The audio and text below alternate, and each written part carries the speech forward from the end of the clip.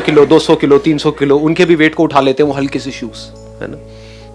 तो हमारी लाइफ की कितनी भी भारी सिचुएशन क्यों ना हो, लाइफ कितनी भी भारी क्यों ना हो जाए, कई बार होता है लाइफ भारी हो जाती है, तो हमें भारी नहीं होना है। और बताओ सर, जैसे कि शूज जो होते हैं उन पे जैसे जब गंदगी धूल वगैरह लग जाती है तो हम उन्हें साफ करते हैं, उसी तरीके से जब हम डेली अपने आप को अपडेट करते रहे, उसी तरह अपने आप को भी साफ करते रहे तो अपने आप को भी हम पहले से ज्यादा बेटर कर सकते हैं, अपडेट कर सकते हैं। एक क्वेश्चन है जो बहुत लोग पूछ चुके हैं मेरे से कि सर जब आपके सेशन देखते हैं तो बड़ी एनर्जी आ जाती है।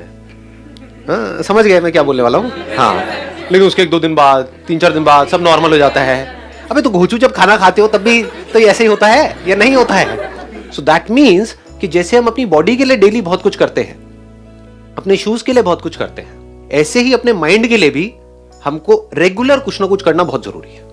कभी भी ये क्वेश्चन मत पूछना कि आपका कोई ऐसा सेशन भी है जिसको मैं एक बार देख लूं और मेरा जिंदगी भर के लिए बस उसी स्टेट में मैं बना ही रहूं। इस दुनिया में कुछ भी परमानेंट नहीं है, चेंज होता रहता है ना। जैसे पौधे हैं तो उनको रेगुलर पानी देना पड़ेगा। ये क्वेश्चन नहीं पूछ सकते कि एक बार पानी दिया तो था फिर क्यों सूख गया। डेली कुछ ना कुछ जरूरी है। ऐसे ही जैसे यहाँ पे डेली सफाई जरूरी है शूज की, ऐसे ही हमारे माइंड की डेली सफाई जरूरी है। वो सफाई कैसे होती है? कुछ अच्छी बातें सुन करके, अच्छी बातें बोल करके, अच्छी बातें देख करके।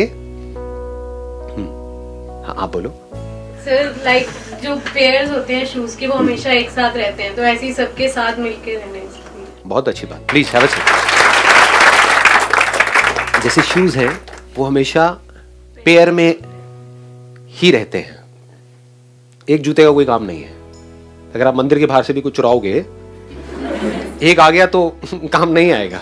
वैसे मैं सच बताऊं, मैं बचपन में ऐसे जुगाड़ करता था। मतलब एक बार मेरे साथ हो गया था, मतलब जूते चोरी हो गए थे, तो मैं क्या करता था, एक जूते को यहाँ उतारता था, एक को वहाँ दूर जा कर ले जा बेटा, एक कौन लेकर के जाएगा। थोड़ा सा आइडिया है। ऐसे ही देखो इंडिया में बड़ा काम आने वाला है आप लोगों को भी, अगर कभी कहीं जाओगे तो कहने का मतलब है जो शूज़ हैं वो पेयर में ही यूजफुल है, एक जूता किसी काम का नहीं है। ऐसे ही लाइफ में अगर हमें कुछ भी करना है तो हम अकेले कुछ नहीं कर सकते। This should be very clear. हम कुछ भी करेंगे, चाहे जॉब करो, बिजनेस करो, कोई रिलेशनशिप है, अकेले कोई रिलेशन नहीं चलता है। ये तो बात है, ये तो बात है। अरे भैया आज किया है, याद दीजिएगा। अकेले कुछ नहीं होता है लाइफ में। प्रॉब्लम कब होती है? जब हमारा मैं बहुत बड़ा हो जाता है। मैं ये, मैं वो, मैं वो लोग हमेशा दुखी मिलेंगे आपको लाइफ में। जो हम बोलेंगे वो कभी भी दुखी नहीं मिलेंगे। अगर एक शू बोले कि मैं ये, मैं वो, मैं मतलब शू बेकार, कचरा। एक अकेला शू मतलब गार्बेज। उसको उठा करके कचरे के डब्बे में डालो, किसी काम का नहीं है। कितना मर्जी महंगा हो, अकेले शू की कोई औकात नहीं है, कोई वैल्यू नहीं है। तो पेयर में चलता है। ऐसे ही जितने आप इस मैं वर्ड को अपनी डिक्शनरी से निकालते चले जाओगे और हम वर्ड को अपनी डिक्शनरी में लगाते चले जाओगे, रिलेशनशिप में तो हम है, फैमिली हम है। मैं नहीं कि मुझे ये ठीक लगता है तुम्हारे लिए, तुम बच्चों मैं बड़ा हूं तो मैं यही करूंगा जो मुझे ठीक लगता है। नहीं, मैं नहीं। फिर क्या होगा? ऊपर ऊपर से तो रिलेशन बन जाएगा, अंदर से डीपली नहीं बनेगा कभी भी। ये जो रिलेशनशिप में हम हैं, तो इस रिलेशनशिप में रह करके मैं तेरे पे एहसान नहीं कर रहा हूं, ये हम दोनों की जरूरत है। ऐसे अगर हम सोचें तो बड़ा कमाल का कुछ हो सकता है। फिर उससे क्या होगा? हमारी वैल्यू भी बढ़ जाएगी। जैसे मैं निकलता है ना हमारी डिक्शनरी में से, तो हमारी वैल्यू बढ़ जाती है। हम में मैं भी आ गया। और जो मैं करते हैं, बकरी की तरह हटा दिया, काटते हैं, बकरी को काटते हैं ना। अरे वाह, क्या क्रिएटिविटी है जी, शाबाश, नहीं शाबाश। देखो मैं कौन करते हैं? बकरी, बकरा है ना, तो क्या होता है? बकरे की हालत हलाल हो जाता है, कट जाता है। बट हमको कैसे काटोगे? Not possible. यूनिटी। हम बकरे को काटते हैं, बकरा हमें थोड़ी काटता है। क्यों? क्योंकि बकरा मैं है, हम है, बाकी सब जगह पानी कम है। वाह वाह। आगे भी अर्ज करेंगे थोड़ी देर में, थोड़ा माहौल बनने दो। बताइए। हम जब भी न्यू शूज परचेज करते हैं तो एट द बिगनिंग वो हमें प्रॉब्लम फेस करते हैं, लाइक काटते हैं तो प्रॉब्लम्स बहुत आती हैं, एडजस्ट होने में टाइम लेते हैं। At the same place like life में कोई भी न्यू थिंग्स आती हैं देन हमें डरना नहीं चाहिए। हाँ। प्रॉब्लम होंगी एट द बिगनिंग, बट अगर हम डेली उसे कैरी करते हैं, हम अच्छे से उसको हैंडल करते हैं, देन इजी हो जाएगी life. Very nice, excellent point, let's give a big hand for अस।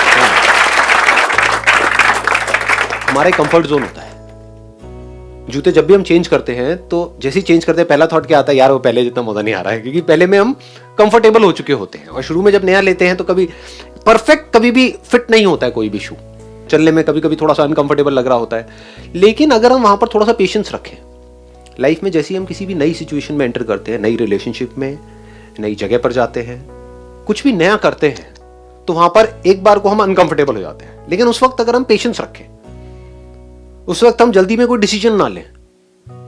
ये नहीं कि एकदम से हमने कुछ करना शुरू किया, जैसे कोई एक्सरसाइज करनी शुरू करी, थोड़ा सा दर्द हुआ, चल भाई छोड़ मैं नहीं करूंगा।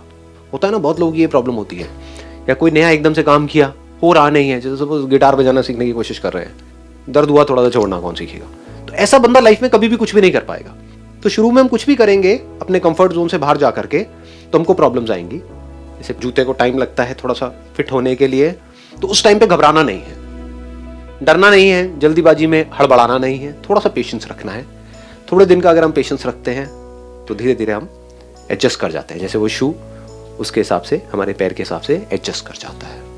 फिर भी नहीं करता है तो फिर बदल दो, कोई बात नहीं, क्या हो गया। बट कुछ टाइम का पेशेंस रखना जरूरी है। शू का बेस होता है सोल, जो ज्यादा इंपॉर्टेंट है। अगर उसका सोल ही नहीं होगा तो शू बनेगा ही नहीं। जैसे एक बिल्डिंग के लिए एक नींव रखी जाती है, तो सबसे ज्यादा उसे ही स्ट्रॉन्ग करना पड़ता है। Let's give big hand for us. Shoe का जो सोल है, SOLE वाला, वो उसका सोल है, SOUL वाला। सोल बेकार तो शू बेकार किस काम का है। अगर किसी शू में सोल ही स्ट्रांग नहीं है, पड़ जाएगा 1-2 दिन के अंदर। ऐसे ही हमारा जो सोल है, SOUL वाला, that has to be very strong. Soul का मतलब होता है मैं। ये लोगों को पता नहीं है, वो कुछ और ही इमेजिन करते रहते हैं। सोल का मतलब समझते हैं आत्मा है, यहाँ से निकलेगी, हम मरेंगे, उड़ती हुई जाएगी, वो इस शेप की होगी, वो आके ऐसे ऊपर से देखेगी लोगों को, लोग रो रहे हैं। ये सब नहीं है।